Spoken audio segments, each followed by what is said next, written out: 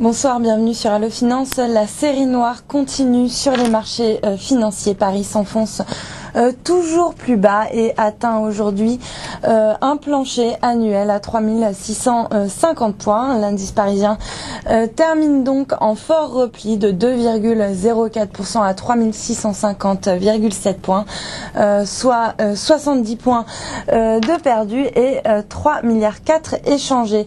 Dans le rouge tout au long de la séance, les marchés ont brusquement accéléré leurs pertes après que Fitch ait une nouvelle fois menacé de placer la note de la dette souveraine américaine sous surveillance, avec implication négative si aucun accord n'était trouvé sur la question du relèvement du plafond de l'endettement des États-Unis qui déchire républicains et démocrates. En Europe, la crédibilité des résultats des stress tests et leur légitimité sont déjà remises en cause, puisque le scénario retenu n'intègre pas l'hypothèse d'un défaut de paiement de la Grèce.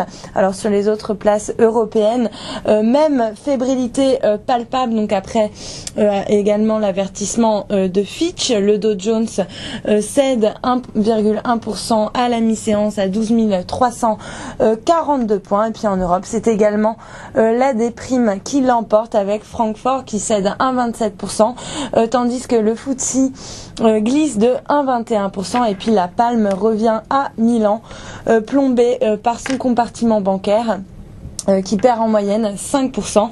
La place abandonne 3,17% aujourd'hui. Sur le front des valeurs, le compartiment bancaire en première ligne poursuit sa dégringolade et plombe la tendance. Société Générale plonge de 5,48%, AXA perd 5,4%, Natixis moins 4,63%, BNP moins 3,64%, tandis que Crédit Agricole redonne 3,57%. Sur le CAC, on a deux rescapés aujourd'hui, EADS qui grappille 0,21% et PPR qui termine à l'équilibre en hausse symbolique de 0,04%, soutenu par une recommandation de Barclays qui a relevé son objectif de cours de 136 à 150 euros sur le titre. Sur le SBF 120, Société des Ciments Français et Hermès International figurent également parmi les rares hausses et s'adjugent respectivement 0,66 et 0,27%. Et puis à l'inverse, on retrouve Ubisoft Entertainment en queue de peloton du SBF 120 qui dévisse de 15,27% à 5,43 € avec 7 fois plus de volume que d'habitude. Et puis à noter également que Page Jaune a décroché de 5,42% à 5,35 €. Le titre termine au plus bas du jour avec un volume ici aussi exceptionnellement élevé. Sur le marché d'échange, l'euro toujours fébrile plonge de 0,54% pour se négocier à 1,4442 face au dollar. La monnaie unique qui perd également 0,5% à 111,10 face au yen. Et puis le billet vert, lui, malgré l'avertissement de Fitch cet après-midi, se renforce face aux devises internationales et résiste plutôt bien pour fluctuer autour de l'équilibre face à la monnaie nippone à 79,10.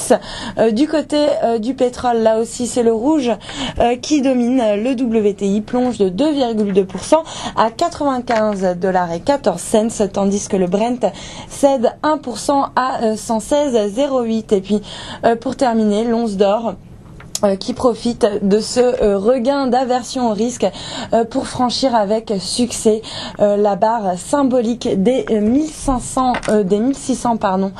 dollars. L'once qui se négocie actuellement sur un nouveau record absolu à 1605 dollars l'once. Idem d'ailleurs pour le silver qui flambe actuellement de 4% pour se négocier à 40 dollars et 64 cents. Voilà pour la clôture des marchés. Passez une excellente soirée, à demain.